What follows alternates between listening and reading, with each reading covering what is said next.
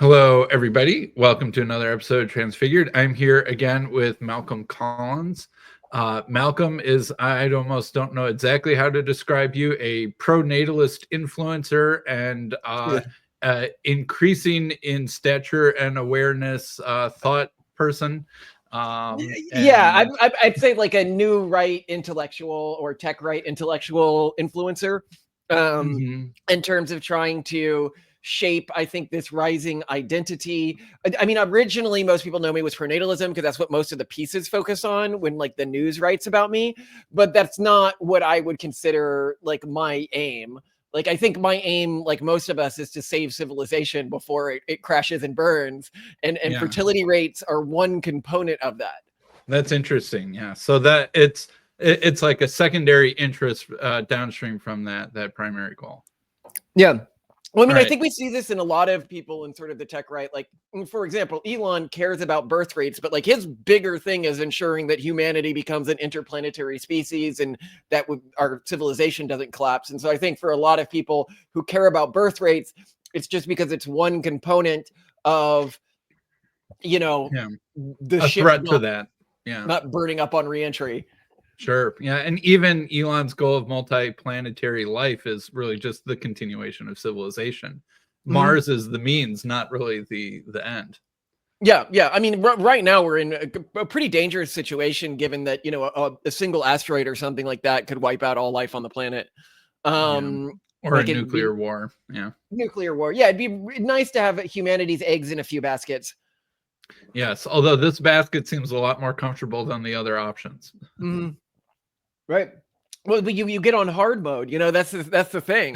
As humanity advances, one of the things that we talk about is this concept of the trial of the lotus eaters, what humanity is going through right now, in many ways being sort of an inversion of the punishments of with the Garden of Eden.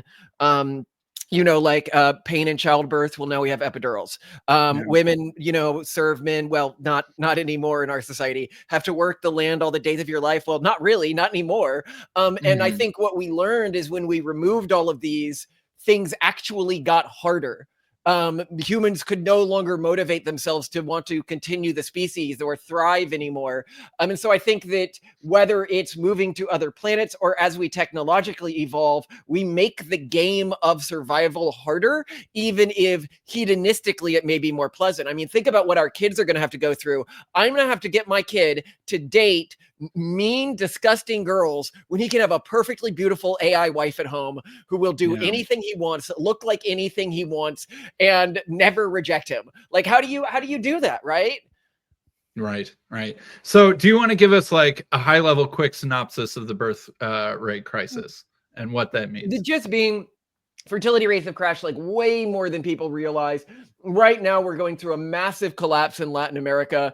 I think for me, the thing that really got me recently is I was on a phone call with McKinsey and they were doing like a speech on this. And they said, something along the lines of society will stop working in this new demographic reality. And then they followed that up with a line that was something about we will need to rethink our social contracts. And when McKinsey is saying that, that's like Chicken Little in the boardroom. Like, well, Yeah. it does indeed appear that the sky is coming closer to the earth at a rapid velocity, and we may need to rethink our living situations to a subterranean nature. Right. It's I think the Latin America infertility crash is the one that I think hit everyone except for me, like out of the blue. On that call they were talking about, by their numbers, Colombia was at a fertility rate of 1 point, I think it was 2 or 0.2, which is just either way tremendously low. Mm. And all across Latin America, we're seeing countries edge against this 1.3 number we thought was only possible in Europe. That was, Uruguay, Costa Rica. God, I'm Yeah, referring Chile here. and Jamaica, Chile is, yeah. I think, really pretty low Chile, too. yeah. Yeah. And I remember I was talking to a reporter in Latin America recently, and she goes, "Well, we don't really need to think about this." And I was like, "You know, your fertility rate is lower than America's, right? Like, Right. yeah, you do need to think about it. If I'm freaking out about this as an American, you should be freaking out about this more because your social safety nets are much more fragile than ours. And when we enter this new demographic reality, you know, things like basic stuff. Like if I want to convince a progressive or a reporter, I'm like, you know how many people are going to like suffer and die when like social security collapses? The problem is that the only persistent way to solve this is to protect high fertility cultural groups, because that's the only thing that motivates this. High fertility cultural groups typically means religious cultural groups, conservative religious cultural groups, or weirdos. I guess I'm a religious cultural group now, like myself or Elon or something like that, right? But you know, people always are like, why do weird people? Why are all the people who have lots of kids weird, like the Orthodox Jews or the Quiverfuls or the, you know, Tradcasts? And I'm like, well, it's because you're defining weirdness by distance from the dominant cultural practice. And the dominant cultural practice is the urban monoculture, which is very low fertility, which brings us to something, you know, you probably want to get to, is the idea that the urban monoculture, which is the culture championed by progressivism right now, and conservatism is really just an alliance of everybody who wants to protect something distinct from that now. It is very low fertility, like almost no kids. And this didn't used to be the case. If you go back to the 1970s, Democrats had 0.1 kids less than Republicans. And now Republicans have like 200, 300% more kids than Democrats. So it's like, where are the Democrats coming from? They are converting them. And this creates sort of a existential pressure where I think a lot of Republicans are like, why are Democrats being so weird about the school stuff? Why are they being so weird about the kids stuff? And it's like, because if they stopped that, they would stop existing, right? Yeah. If you can't So have that, your own kids, you need to steal someone else's. yeah, or import them. Yeah. Or import them from somewhere else, which is kind of another way of stealing someone else's. Yeah. Right. Yeah. Yeah.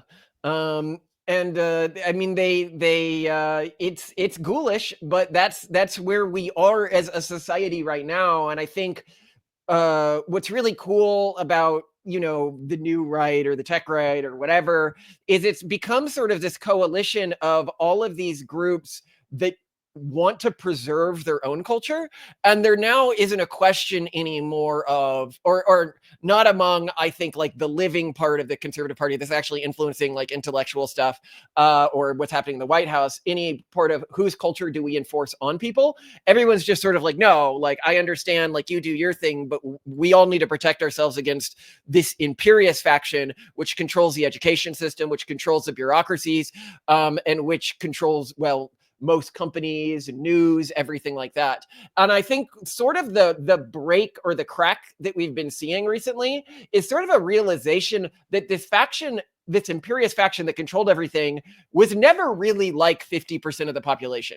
It was a very, very small percent of the population, but just very, very aggressive and used cultural institutions very well to cover for itself. And effective at getting other people to give it deference or to silence their own thoughts and opinions out of fear of what could happen to them if they weren't in agreement. Absolutely. Yeah. One thing I've been noting recently, and I think this is something where if I was a progressive, I'd be putting a lot more thought into this, is the most prominent anti-trans advocates, like you could say anti-LGBT or whatever, but really they just care about trans people. None of them care about LGBT people. None of them have that position for religious reasons. None of them are like, this is weird and new. None of them are like, oh, it's not in the Bible. I mean, you're looking at like Elon and like J.K. Rowling and stuff like that.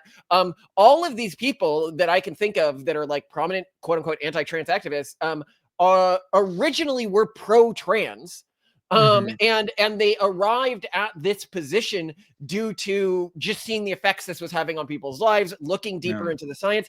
That's a very different way of becoming right wing than I think many people became right wing in the past. You know, people would find knowledge of old traditions, or they might try to reconnect with their ancestry or something like that. It wasn't like, oh, I just dug into the science a lot more.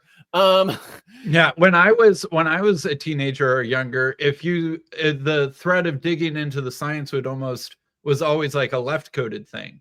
right? You grew up in some religious group who had various ideas or narratives or stories about history that wouldn't stand up very well to scrutiny. And then it looks like the left-wing side was the one who loved science, loved facts, et cetera, et cetera. But things seem to have flipped completely upside down relatively recently, or maybe not as recently. Like sort of the IDW was kind of that first sign of the, well, if you follow the science, you're not going to like where it goes and it's going to lead you to the other team. But now it's leading in a rightward direction, not a left one. Yeah, well, I think that we've been incredibly blessed by the tactfulness of the leaders in the United States of the right-wing movement right now. I'm thinking people like Trump and Vance, well, really, Trump and Vance have been most skillful at this.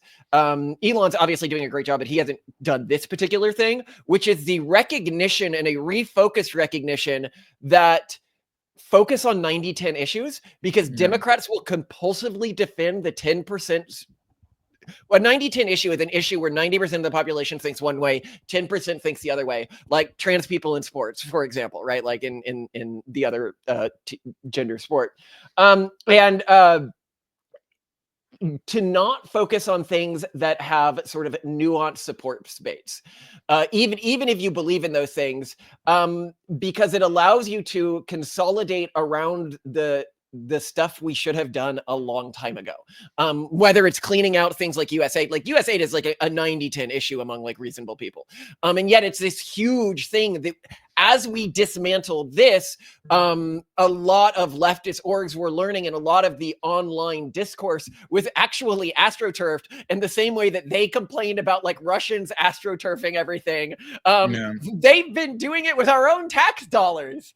And I think that it has prevented us from going in the direction of the left. And one of the most fascinating things about the urban monoculture of the left is I think we've all seen post the Trump election, it's really losing power. Like it's sort of falling apart around the seams. It as a culturally dominant force, and it was like a culture that basically ruled the world for a period, ruled the world shorter than any culture in history when contrasted with how much power it had. Like we literally, you and I saw it rise to global dominance within our lifetimes, and now it's in the process of collapsing. That's like that. This is like Alexander the Great stuff in terms of like speed, a flash in the pan. Yeah.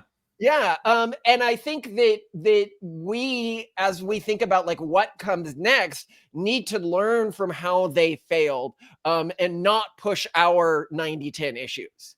Yeah. So how do you think that there's a little bit more cause for optimism than there might have been a few years ago, that conservative, traditional, big family sort of people don't need to be quite so scared of the mainstream culture, and that we can perhaps have more influence sort of on the systems of power and culture itself to make it more friendly for us instead of needing to live more on the edges? Well, it's funny that you mentioned this. I had a fan on my show recently because recently we left our jobs and we've been moving into DEIremediation.org and a game I'm working on, which are the two projects we're working on right now. One's meant to do like anti-DEI. I think that's brilliant for the record. DEI corporate remediation. Anyway, sorry, DEIremediation.com is what the URL is. I got it wrong. But yeah, so the idea is work with like legal firms and stuff to help firms clean this up, because now it's a big risk because of the Supreme Court lawsuit. But anyway, do I think, I mean, the vibe shift is real. The question is, do we overplay our hand in the same way they overplayed their hand? Which is why I think it is so important to push back when people on the right do push crazy shit, in the same way the left should have pushed back when people on the left push crazy shit. And I think that we've done a good job of doing that, so there's hope there. But like one of my fans called me because I was like, they're like, it seems like you might want a job. You should try applying to a job again, because me and my friend applied and we actually got jobs. And they're like, we haven't applied for a job in years because we have like a right-leaning online presence. Right.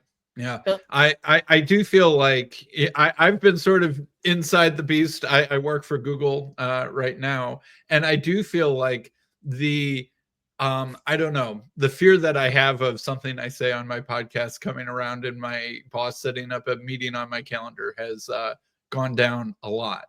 And that there's still the shrill kind of culture warriors inside the company, but it seems like No one in the executive part of the company cares about what they have to say anymore. They let them shrill, but they don't listen, or they don't cave.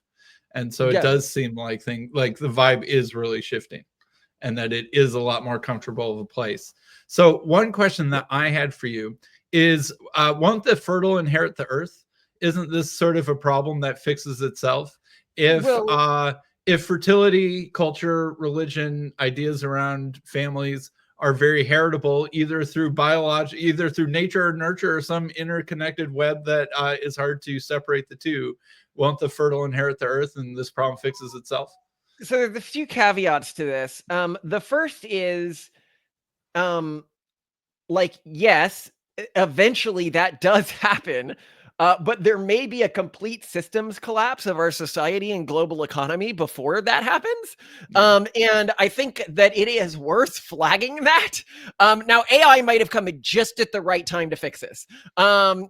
Just at the right time to fix this, divinely happened, hit humanity just at the time we needed it most. But if the economy functions in the way it functioned before AI, keep in mind, when I say AI came just at the right time, I'm assuming a fundamental shift in how the economy works because of AI.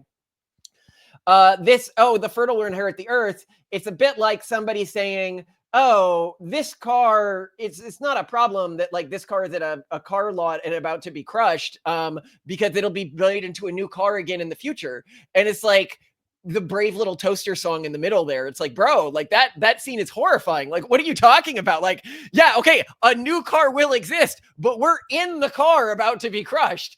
So that's one question, is just the amount. Will that happen in time? Will that natural sort of biological Darwinian response to the thing be too slow that will go too far down in terms of fertility and population collapse before that uptick happens again, and that we still have to go through the valley of shadow of death before that happens? We have to also keep in mind what cultures that survive this are going to look like.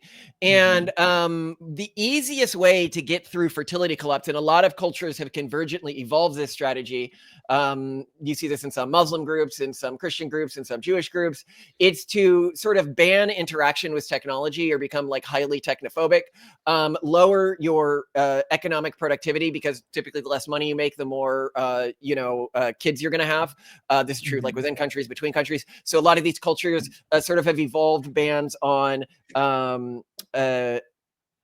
education, like higher education and stuff like that. And then the final thing that you can do to increase fertility or cultural adherence is to become highly xenophobic, which prevents their kids from interacting with outsiders and leaving their culture. Typically, also, they're able to increase fertility rates by becoming really misogynistic towards women and treating women sort of as like breeding machines or property. This works. Like a lot of cultures have convergently evolved it because it's a very good strategy. I have always sort of viewed this cultural strategy as sort of being like at the end, or in some video games, there's a scene where you have to fight like Shadow Link or something, like the shadow of humanity. I see this as being the distillation of every negative trait that humanity has ever embodied into this new sort of foe that the parts of humanity that represent the things that I think are good is going to have to face as we go through this fertility collapse phenomenon. And so what pronatalist really is there a solution to fertility collapse other than that? Yeah. Other than abandoning technology, abandoning education, enslaving women, and hating outsiders. The good news is that even if there are multiple strategies outside of that, they all naturally align with each other and ally with each other. So if I, not being xenophobic and okay with people different from me existing and even celebrate that, if I am technophilic, if I am high economic productivity, I become a net gain and a natural ally to any other group that shares those traits, because we would both have the same interest, which is fighting the the shadow link version of humanity. An example here would be one group that is very clearly going to make it through fertility collapse is conservative Jews. They have great fertility rates, even the ones that don't abandon technology. They've consolidated pretty well within Israel. They will be a player in the future, and they naturally, because they don't have a goal of one day converting everyone, naturally ally with anyone else who doesn't have a goal of one day converting everyone, and who doesn't want to kill them because they're Jewish. Doesn't want to wipe them out. Yes. Yes. So there's that. But there's also like effects that the current situation is happening, even on the evolution of the groups that I would see as my allies. So I consider, conservative Christian communities like one of my core allies in this. And yet I can look at these communities and just see that if suppose you have a colorful family and every generation they have 10 kids, and 5 of those kids are deconverted by the urban monoculture and mimetically sterilized. Well, if the urban monoculture is disproportionately converting the 5 of those kids, and we just know this is true, that are the most pro-social, that are the most open to outsiders, that are the most, technologically inquisitive, educated, the culture that survives just due to cultural evolutionary pressures, and depending on how much you believe in the science, biological evolutionary pressures, will push them in the dark direction. Yeah. Pushes them in the dark direction. Right. Yeah. And then, so you have that, which is a problem. But then the other thing that's a problem for a lot of groups that just sit back and are like, well, we're going to be fine, is a lot of groups are kind of delusional about their own fertility stats. An example of a group that is particularly delusional about this is Catholics. Catholics' fertility rates, when you control for income, is like barely above like Buddhist and Hindi. Like they have, that's why Latin America's fertility is collapsing despite its low fertility rate. If you look at Europe, despite Southern Europe being poorer, thus its fertility typically should be higher. It's much lower than Northern Europe's fertility. And it's the majority Catholic area. So one is to take internal, like, hey, you guys actually may need to like create some adaptations if you're going to survive. Right now, my take is just Catholics don't survive. Especially, there was a study in out of Israel recently that showed that by 2060, 50% of men are going to be sterile. That means in the developed world, that means that they will need to use IVF to have kids. And if you have a culture that maintains really strict bans on that, like for example, I was talking with some Italian reporters, and I'm like, bro, you guys have a fertility rate of 1.4, and you basically have banned IVF. You can only do 3 embryos at a time. That makes it basically non-viable. So how you gonna... Actually, I have a question for you, because I feel like you might be one of the people that knows this. How much does IVF lift fertility? Like, what percentages of babies are born to IVF? What percentage of people are able to have babies that wouldn't have them otherwise? Like, how big of a fertility hit to society for or against is it? Yeah, there's 2 questions here. I mean, we can look at countries that have free IVF, actually free IVF, like the UK pretends to. Not really. Israel, for example, is a society where it has government-backed IVF, and they have fantastic fertility rates. Now, there's a bunch of other cultural reasons for that. I think IVF on its own is not that big a driver of fertility right now. I think in 50 years, IVF is going to be a massive driver of economically productive fertility rates. By this, what I mean is some religious communities that are just having tons of kids, and then part of them are going infertile and then having tons of kids, may actually evolve adaptations to whatever in our environment is causing this sterilizing effect. But your communities that are focused on typically like like the type of people who work at Google and stuff like that, right? These communities, I suspect, I'm going to say like 50, 60 years from now, are going to be maybe 50% IVF births. And I think that this is in part due to the phenomenon that we see with C-sections. Now, it is true in the United States, C-sections are done more than they were historically, but we can also just look at female morphology. And in cultures where C-sections have been around for a long time, women have kind of evolved to need them. because women who previously would have died in childbirth, their kids survived. These women survived. Like my wife. And there's still the evolutionary positive pressure on head size. And so if head size can find a way to get bigger without killing the mother, then evolution is going to push things in that direction. Absolutely. Yeah. My wife would have died in her first kid. So people who don't know, my family can only give birth by IVF and only give birth by C-section. The doctors, when they saw her first kid and they looked at her like bone structure, they're like, no kids coming out of this. You know, so we would be an example of that, of a family that has evolutionarily adopted to technology. And I think that that's just happening more and more within our culture. That, and then we have the effects of pollutants, which are what are causing this, you know, fertility collapse in a sense there. All right. So next question is we've talked about, you know, the urban monoculture, and then how one effective strategy is sort of, you know, the dark, xenophobic, very insular, you know, almost creating, like, part of the reason why the not educating your kids things work is because then they become dependent on the community because they can't get jobs outside, right? Yes. So it's like an intentional helplessness outside of the community, and that's sort of a weird dark way of keeping your community going. What will it look like to create groups that are neither of those two things, that are the technophilic, the highly economic, productive, able to engage with society, but still not falling prey to, I don't know, selfish driven sterilization and stuff like that?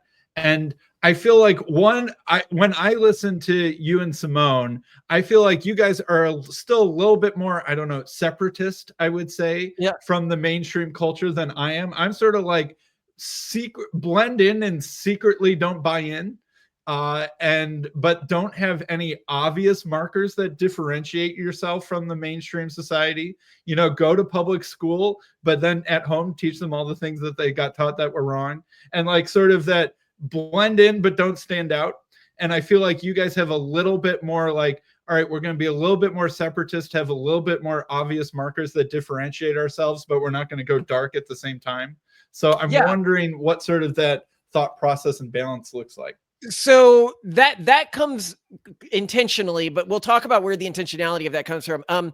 Right now, you can ask, is it possible to create a culture that is high fertility, economically productive, and well educated? And you know, if I look around the world, I should want to see a lot of examples of this, right? There's only two at all. I should say that even these two might be debatable to some people. So we as a civilization may not have found out how to make those things work yet. And so I think that it's sort of dependent on every individual and every family to experiment with their culture. And this is why I don't tell other families, just do what I'm doing, because what I'm doing is fundamentally an experiment and not one that I am sure is going to work. The two cultures that do seem to be, when they get to like a reasonable level of wealth, so let's say like over like $15,000 a year on average, the only two cultures that seem to be persistently resistant to demographic collapse, without going the dark direction, right? Now, Amish haven't gone full dark, but they're certainly not like technophilic. The two cultures are conservative Jewish culture, or I'd go further and say Orthodox Jewish culture, because that means different things to Jews. Yes, like other right, Christians. yes. And Americana conservatism. And they both have found different ways of achieving this, but both of the strategies that they use involve an intentional self-othering. You know, the Orthodox Jews look ridiculous. If people want to see our episode where we go into this, we talk about the truck nut thesis of fertility collapse. But like when an Orthodox Jewish kid goes to school, like he's reminded every day that he's different from everyone else at school. And he dresses in a way that sort of gets the mainstream culture to other him. And I think that's like. Oh, I lost your audio, Malcolm.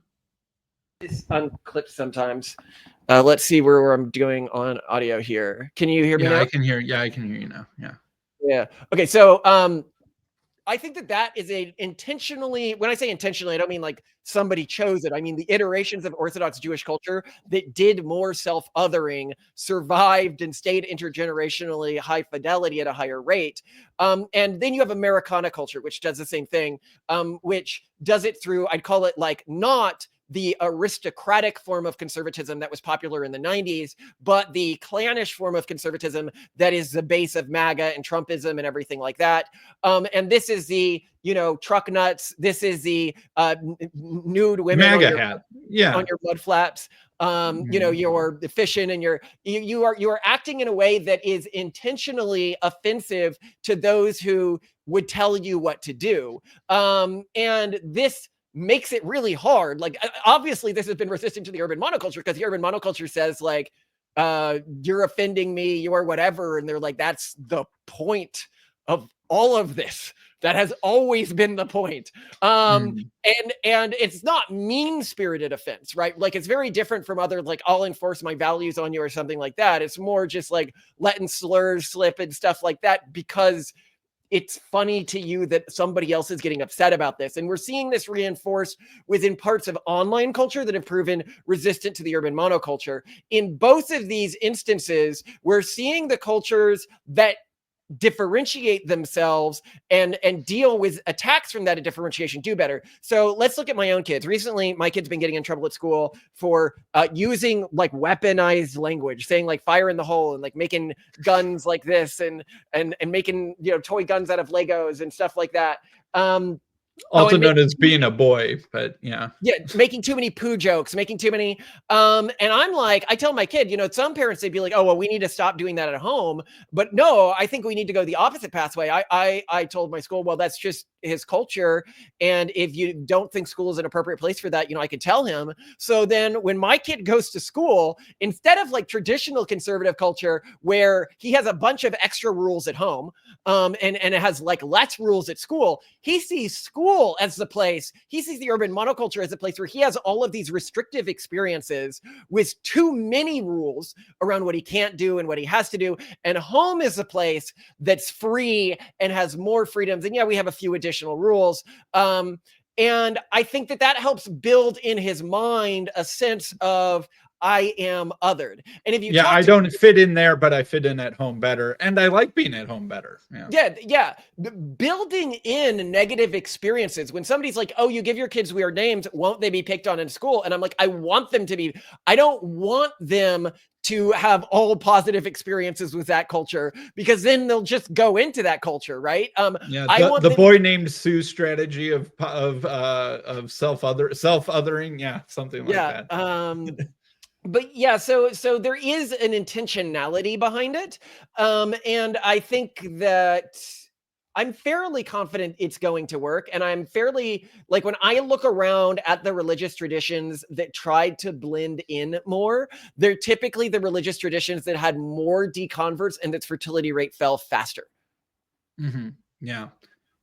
And I think that you're right. I'm wondering, is part of the strategy, if you're just sort of kind of in the mainstream, in other words, you're part of some group that you can't really be defined outside of mainstream culture, obviously, but you're just at the high end, you're just hanging out at the high end of the fertility bell curve of the mainstream culture, and you're able to replicate that and pass that on and sort of take advantages of all the opportunities that the mainstream culture has to give you. And that high end of that bell curve slowly replaces the low end of the bell curve, and problem solved. Well, yeah, the question is any strategy that's like one of these conservative strategies that isn't like becoming technophobic and xenophobic, is any really viable long term? Even the Jews and the Americana culture have their problems. The Jews have their problem in that there is an iteration of Jewish culture which has taken this incredibly technophobic strategy. And they, now, note, I'm not talking about all Haredi here. I'm talking about a subgroup of Haredi. Many Haredi communities are very into STEM, everything like that. They just do not use technology in the way we use it. But there is a community within the Haredi that basically bans technology entirely. And they are outcompeting all the others in fertility. And they live in a state where they will soon be the majority voting power. What happens to the viable pro-tech, pro-outsider Jewish strategies once that demographic becomes a reality? Do they still work, or do they end up being stomped out or forcibly converted through legal means? Then within Americana culture might work. But it's always had its own downsides, particularly being resistant to traditional forms of education. Now, that seems to have done them well in terms of protecting their culture and fertility rate. But also they are very susceptible to things like conspiracy theories and other things like that, because they have such a distrust of authority. And so I'd say that it's not a given that one of these, I would call them like living cultures, like they to me, they seem to have like a soul to them, like a fire to them, is going to make it through this. Perhaps only extinguished cultures can make it through. And that's, I think pretty horrifying. And people are like, well, what do these extinguished cultures look like? Surely they can't be that bad. I'm like, no, it's like ISIS. Like, that's the end of the day. It will be like the earth is ruled by ISIS, whether it's under a Christian facade or a Muslim facade or a Jewish facade. It will be incredibly restrictive in terms of how you live your daily life. Women basically won't have rights. The level of technology of the world will be heavily restricted. It is not the future that I think that probably any of the watchers of your show would want for our civilization. Yeah. So another question I have for you is, so I'm on my local school board, right? I'm doing the lean into the mainstream strategy, but watch it closely strategy. And I mean, right now my oldest is a first grader, so like I'm still at the early stages of this, and we'll see how the future goes. But one thing that I've noticed is that enrollment at our school, so I'm in the Chicago suburbs, and like my suburb has been built out for decades, right? There aren't new housing stock being added. It's a fully developed suburb. Yeah. And our enrollment in elementary school is peaking and exceeding anything that we've ever had in history.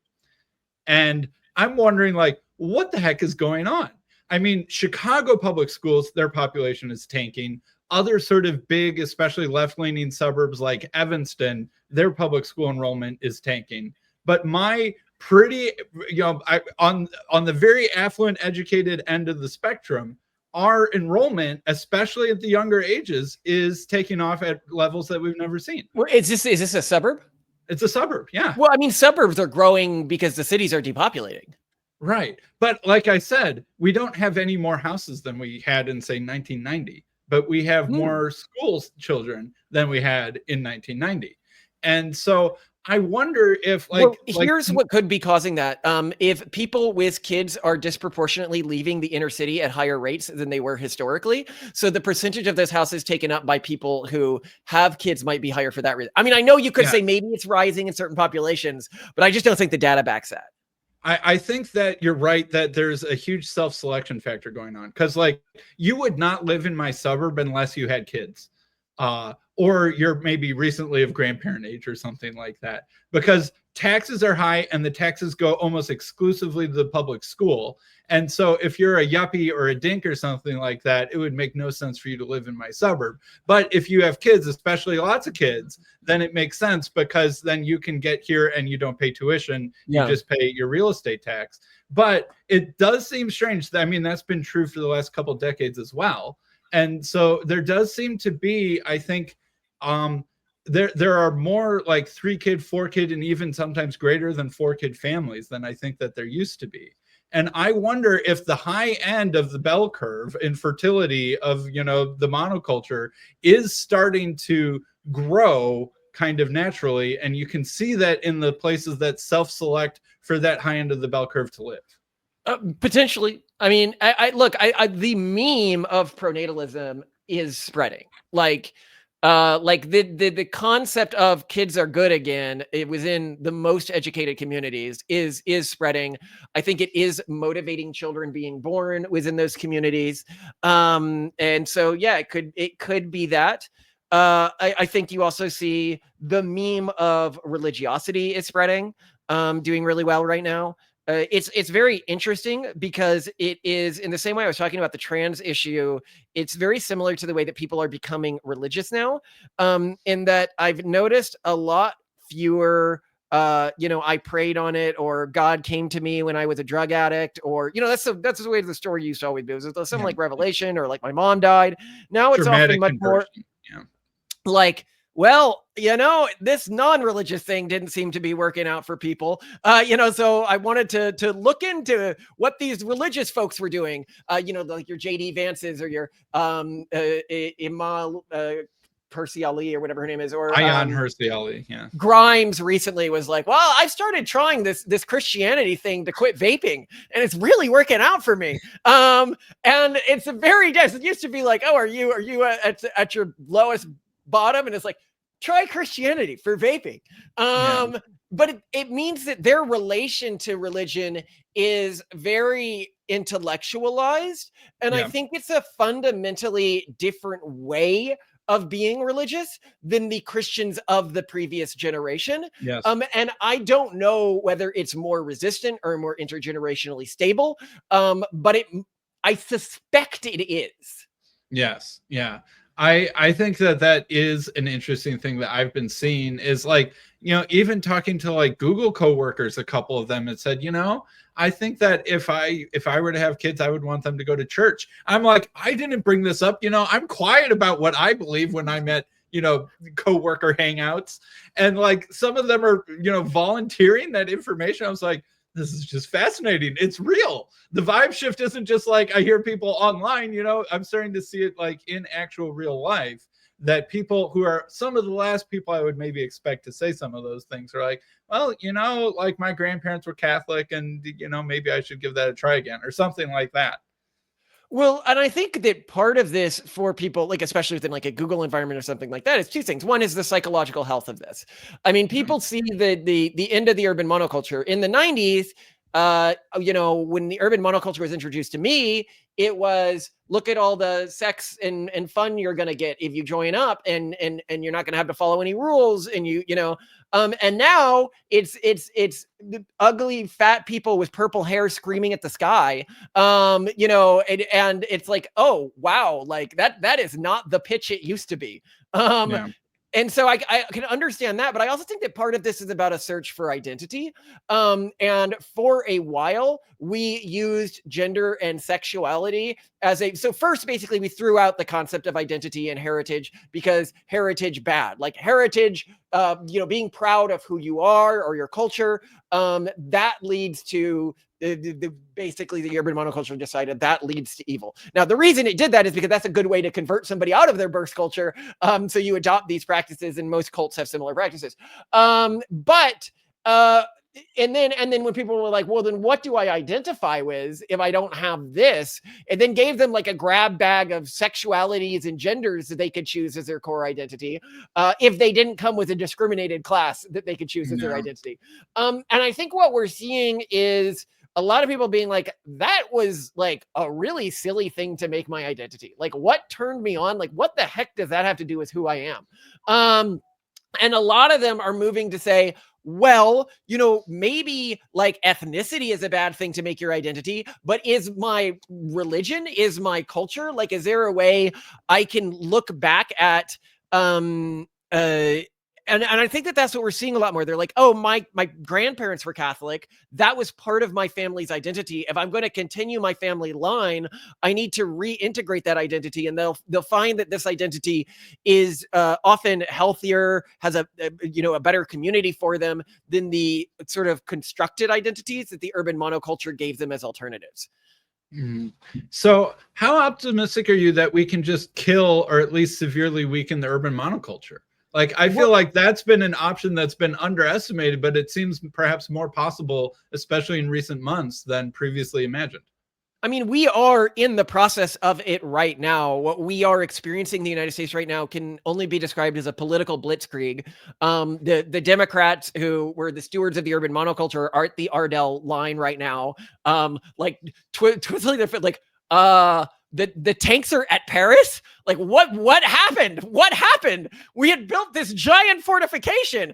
This was not supposed to be possible.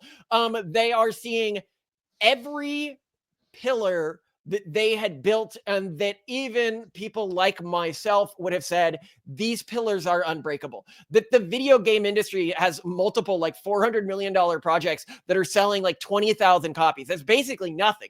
And 20,000 people in the US buying them, that's like, after like huge marketing campaigns, that basically means that the audience almost doesn't exist. Then you have the major news stations admitting that they're being beaten by Joe Rogan. They're just like, oh my God, nobody watches us, nobody trusts us anymore. And we're seeing this in the numbers, and it's moving even further in this direction. You have large companies being like, at the same time as all this, their leadership being like, oh my God, we don't have to listen to the screeching people. Like, this is awesome. And I was talking with Mike Solana recently about this sort of vibe shift, and he noted two things. He noted one is that the tech people tried to partner with the Democrats, but the Democrats just kept hitting. Oh, your mic turned off again. Oh, okay.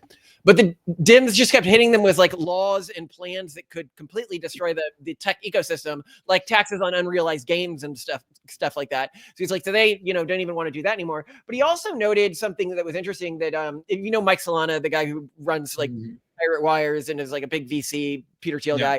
And he's like, at least in his circles, it's moved to being right-wing in tech has status now, because it's sort of like being a forward-thinking rebel who's willing to, he's like, I don't know if it's this way among the rank and file, but it might be boiling down culturally speaking at this point. Yes, I think so. Even within the large tech companies. Yeah, I think that is kind of true. And or at least the stigma of having been right is, I think, a lot softer than it used to be. And I think that the key is at all levels playing this blitzkrieg effectively and taking advantage of it, and not allowing us to become what the left became. Like I point out when people are like, what do you mean by that? I'm like, well, banning gay marriage. Like the right wing, like activists who are like, we need to ban gay marriage. I'm like, you couldn't even win an election if only Republicans were voting in the United States. This is 100% performative for you. You don't think these people are going to heaven anyway because they're not your effing religion. What does putting this additional rule that your religion has on them do except to potentially raise you within a local status hierarchy? You are our version of the trans and sports activists. Like nobody agrees with you. You look completely crazy. And I think that, doubling down when these people come out and try to push this stuff is important for myself as like an influencer and stuff like that, but also take advantages of the lefty media. Got a New York Times piece coming out on me soon that's almost certainly going to be really negative. I've got a couple of the one about Aaron Renn was positive, so who knows? They might be changing their tune. We'll see. Maybe. No. The lady I was talking to hated me. Because I was like, I love everything. She's like, are you mad that Trump's not doing a bunch of pronatalist policies? And I'm like, no, because he's doing so much. Like, what am I to ask for more when everything he's doing is amazing? And she's like, oh, you think even the deportations are? And I'm like, well, you know what? What I've noticed a lot with the mass deportations is I have found a lot of right-wing sources able to find like absolutely insane cases of somebody who absolutely should have been deported a long time ago, like many rapes on their record, that they knew about it. The jail specifically let them out secretly, so ICE couldn't get them. Like, what I haven't found is the opposite of that. The leftists who are saying, here's an example of an innocent person who was deported. It's like, if you have so many examples of this, why aren't they on CNN? Why aren't they on MSNBC? Why can Fox do a whole compilation of horrifying criminals who have been deported, and you can't find this mythical huge number? I mean, apparently it's happening in huge numbers. Why can't you, like, is it that you guys just suck at your jobs? Like, is it that maybe what it is your guys' influencers aren't hitting the streets in the way right-wing influencers are, or maybe it's a narrative that's not happening. And I think that this, and of course she hated me for that. She's like, so I'm sure it'll be negative. But I think eventually people will come around on us. We'll see. I would argue. I mean, you know the game. Like getting a hit piece on you in the New York Times is great. Yes, it made Scott Alexander's career. I needed to Yeah. be particularly uncharitable. It really did make Scott Alexander's career because it solidified him as a wait. Why are they doing this? Why is the institution scared of this guy? I actually almost think that the attack on Scott Alexander could be seen as upstream of the reason why like the barriers ended up breaking on the urban monoculture. Because right now, if we look at the like commanders in this particular blitzkrieg, both of them were never Trump leftists, or I'd say all three. You know, you've got like RFK, you've got Elon, and you've got JD Vance, right? Like they have been Trump's most effective, and I'd say the new right's most effective commanders. They have done more than like they make like Steve Bannon look like deep state like slime, like in terms of like his effectiveness and the way that he plays politics.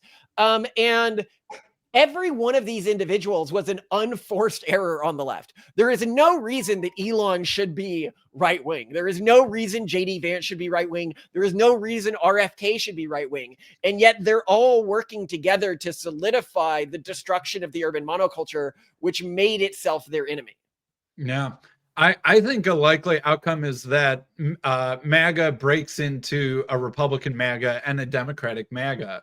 And that some of these Democratic exiles, once the Democratic Party, maybe they have to lose one or two more elections, who knows? But once they are so beaten and all of their talent pool or quote unquote talent pool has just failed, that it will be ripe for infiltration. Like when's RFK going to be the Democratic nominee for president? Well, I mean, they've got a good nominee for this. They could just do Fetterman.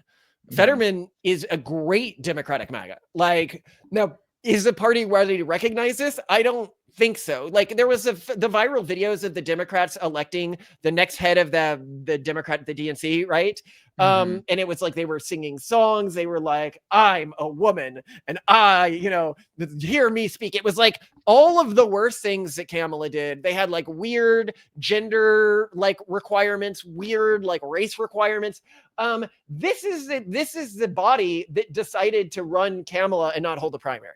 Like if this is what's leading to like who gets into this body that apparently can just decide who the Democrats are running, it's going to be hard for that to happen.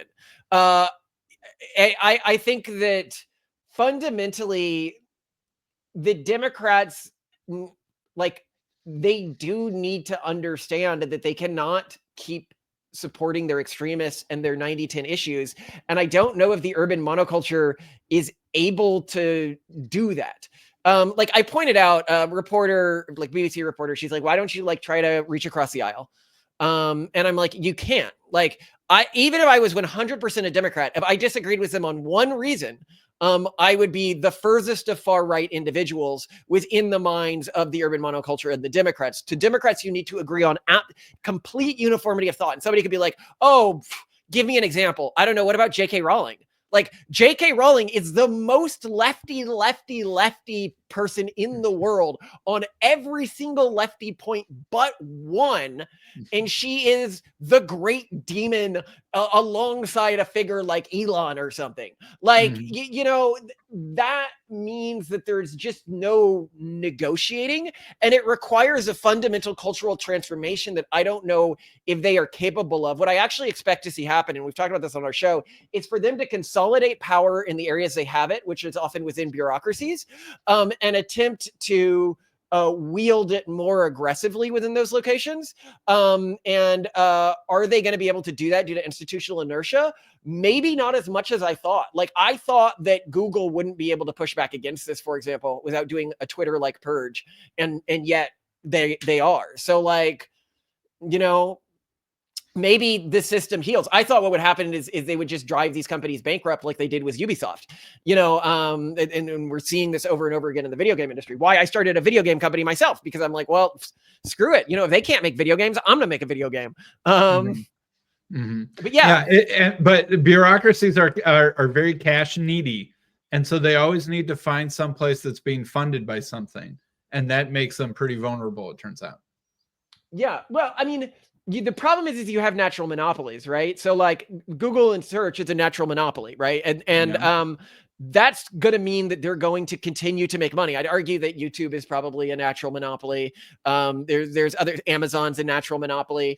For people who aren't familiar with this concept, there's certain types of industries that once you achieve a monopoly in it, it doesn't even make sense to break up a monopoly, because as soon as you do, a new monopoly reforms, and I think it's on average like 6 years, because it's just the efficiencies of scale are so big within these industries, because they're often two-sided marketplaces. I thought that these large institutions would be where the urban monoculture retreated to, because it was very good at controlling bureaucracies and weaponizing bureaucracies by labeling people for slightly disagreeing with them as something as anti-LGBTQIA by continuing to expand the definition of that, or racist by changing the definition of the word racist, or whatever the sort of antigen they're hitting you with is. And it hasn't happened. So I'm almost sort of like watching. I'm like, where do they go? Like, I want to understand what they internally are thinking and talking about right now. Yeah. When I was talking to Mike Solana about this, he's like, he thinks the dark scenario is they go Hasan Piker. What's that mean? Oh, so Hasan Piker is the most famous lefty Twitch streamer right now. Might be the most famous leftist streamer right now, and he is incredibly belligerent. For example, he has lauded, like, said that there's no problem with like graping people if they're Israeli. There's no problem with killing babies if they're Israeli. Like, they're legitimate military targets. Denying any of the grapes that happened to the prisoners and stuff like that. Just like really like far anti-Semitic stuff. And so what we might realize, or what the left may realize, and I think parts of them are beginning to realize this, is, well, we did build a system that divided people based on their ethnicity into this weird social order. It also really helps to hate the Jews. Maybe that plays with the base. And they're sort of reinventing a system we've seen before. And I think that is a real possibility, because it is actually popular for them right now. The other alternative is leftist MAGA. But when you see leftists flirt with this, like your governor, I don't know if you're in California. You're not in California. I'm in Illinois. Newsom did this podcast where he talks to right-wing people. If you look at his reviews right now, it's got like 2.14 reviews or something. No, I mean, 2.14 stars or something, just like absolutely review bombed. And the question is this representative of how many people are listening to it? Is it representative of how it's affecting his opinion within left-wing circles? I don't know. But if it is affecting his opinion, maybe leftists need to learn to ignore that stuff. When the right reviews bomb something, they always wipe it clean afterwards. You review bomb something on Rotten Tomatoes, it's clean the next day. And so the left maybe not have like a natural immunity to stuff like this, and may back down from trying to bridge gaps. I think that the like, when I look at the left right now, the core problem that they have is their policies are really built for an elitist class of bureaucrats, and yet they internally see themselves as the party of the working man.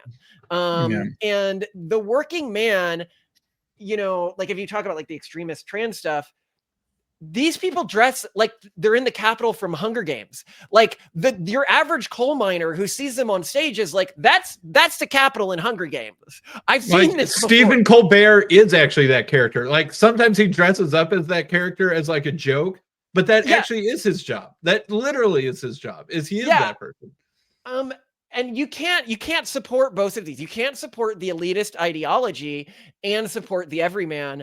And I think the person who's done a very good job of going in the other direction on this is John Fetterman. PA Senator represent. Yeah. You're in Pennsylvania yourself, right? Yeah. I might even vote for him, to be honest. If he I don't think he's my senator, but I think he's on the other side. But yeah, he's I think he's really threaded the needle and shown to me that it is possible to be a Democrat and sort of still move forward with a moral core for the party. But I don't know. So if the monoculture recedes in its power and influence, I feel like one possible scenario is that kind of, normalcy in everyday life among the people just sort of starts to rebound. Kind of natural pronatalism, maybe not extreme pronatalism, but 2 or 3 kids sort of thing. And, not, and being a little bit suspicious of some of the extreme stuff. And, schools just teaching math and reading and doing it as best they can kind of starts to come back. I don't think so. I'll explain why. So first, you've got to keep in mind the battle is at the level of the school. And the problem with the school system is it is where this was entrenched the most. Every minimum wage teacher or whatever is been trained in institutions where, I've had friends, actually a friend of mine, Lily Tara, recently started a nonprofit tied to fixing this. But if you go to education institutions that train educators, like 70% of what they teach is one, proven wrong, or it's just ideological brainwashing. So they've got that factory like completely on lock. And it's very hard to go against it, just given the nature of the type of person who wants to become a full-time educator of young kids. The only way around the education thing is either American University, Trump's idea to make university free, which I think is brilliant, or the Collins Institute, which we've built, where we're increasingly moving to basically an AI-based Socratic method that builds the educational system into a giant tech tree. It's free. You can go check it out right now. It won't be free forever. We're eventually going to need to like mono the AI usage, but I'm really excited for what we've built with this. But I think building an alternative to the school system. So I think but then again, you could get more resistance to the school system, or more people, in the US, more people are pulling their kids out of the school system every year, like even after COVID, right? One of the things we also need to keep in mind is, yes, things may stabilize a bit in the United States, but I think the reason why the US was sort of that broke Batman or whatever, right? That broke woke is that it had this Americana irreverent, the cure for the disease is often found very close to where the disease came from. The first place on planet Earth that was probably immune to COVID was Wuhan, right? And so like if in mid 2020 you were looking for some place to not catch COVID, Wuhan, China was probably the best place because they had already gotten their immunity. Yeah. And so I do think that there is that sort of where you can capture some of the elements of the things that you're trying to be resistant to, but then find resistance to the bad parts. And that often happens very, very close and in something very, very similar to where the problem originated. I agree. I also think that that's why Jews and Americana culture are the two that are the most resistant, because Jews live disproportionately in cities. I think it's like 98% of Jews live in an urban center. So and this has been true for a long time.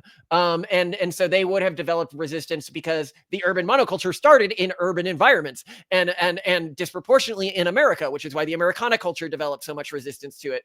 The question of and I also think another reason Americana culture developed a resistance to it is, unlike religious cultures like Catholics and stuff like that just banned their kids from watching urban monoculture movies or listening to urban monoculture music, or like, and the evangelicals tried this as well.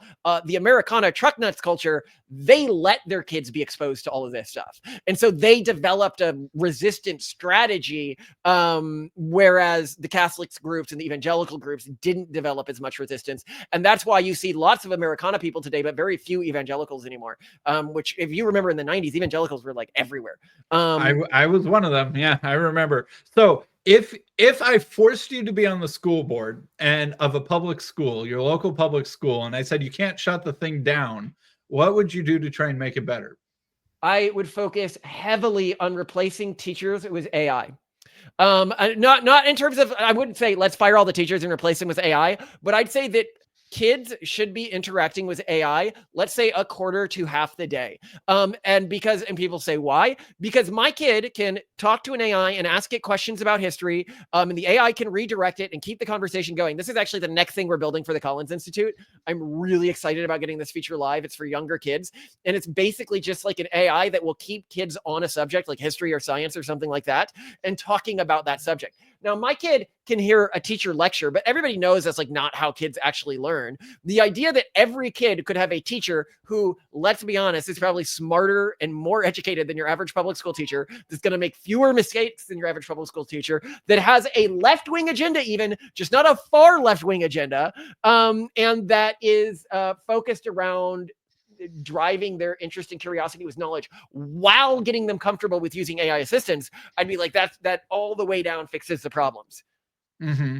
And so sort of like teachers become sort of like supervisors in the rooms of kids that are sort of self-guided at their own pace with an it's like, I mean, you can kind of already do this with like Khan Academy or something like that. Yeah. Right. Where you take your math class, like, you know, a kid sits at the computer and does, you know, listens to the new math thing, does some exercises, and then they pass a quiz and level up to the next, you know, subject in the math curriculum or whatever. But that sort of, not just with Khan Academy, but kind of personalized AI helping to drive that. And the teachers just sort of walking around making sure no one is doing something that they shouldn't be or something like that. Yeah, that's the idea. Yeah, yeah. I think that's not a bad idea. The teachers union's not going to like it, though. I'll tell you that. But no, because they know that's step one. Step two is we replace the teacher with an AI, and then there's like one teacher that checks on multiple rooms. And I think that you know, I'm really excited for how AI can transform. And this is the other problem with the urban monoculture, is it became a bureaucratic specialist and specialized in controlling bureaucracies like the educational system. And that is what AI smashes the most, is bureaucracy. Yeah. Yeah. And I think that people underestimate how much in America local school boards have authority over the public schools. I think that this is a power that most people don't know that they have. I like, you know, reading the rules, reading the legislation and stuff like that. School boards really do, at the end of the day, have a shocking amount of latitude and power and a decision-making ability should they choose to use it. And I think that a lot of school boards have just been sort of sleepwalking and just sort of rubber stamping for a long time. And I think should they awake to what they want to have to happen, the power is already in their hands. Yeah. And we're building tools that can make this easier. So if you want to check out the Collins Institute, Parasia.io is where it's actually like held to use it. The ad for how it works is completely out of date. We moved from multiple choice based to all AI, all Socratic AI stuff and AI tutors. But that's just a sign of how much it's developed over the past year since we got it out there. And I'm really, really excited. Just like when I use it, I'm like, oh my God, this is going to be so great for my kids once they're old enough to engage with something where they can write. And now that we're building the new one, we might be able to immediately engage voice. Yeah. With them, which I'm super, super excited about.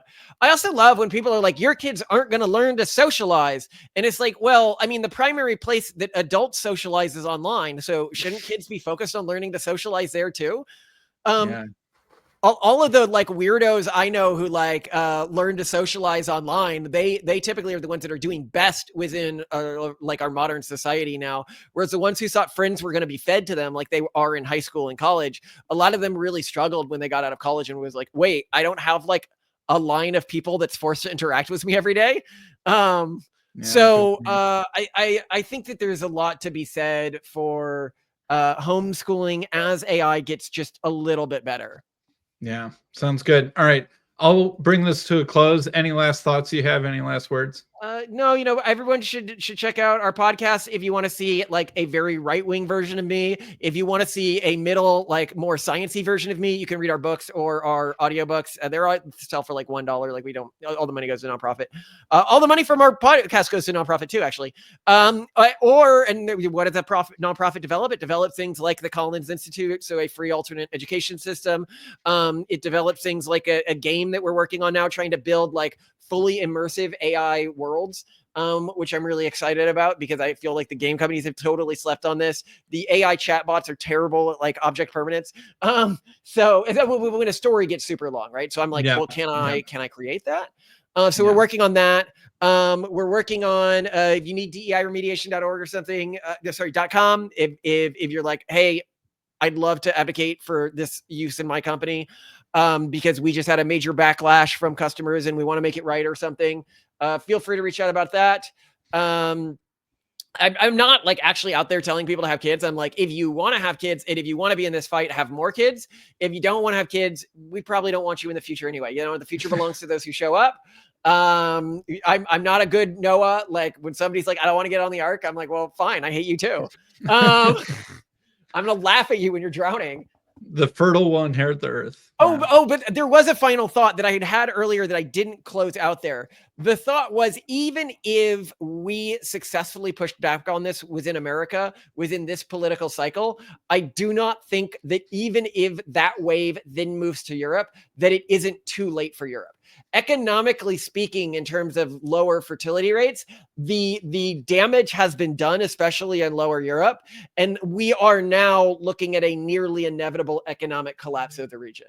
What happens after that collapse, I think is going to be quite bloody, to be honest. I think a lot of the far left has not come to terms with the populations that they have been moving into countries in Europe, not in the United States. The US immigration issue is like not at all connected to the European immigration issue.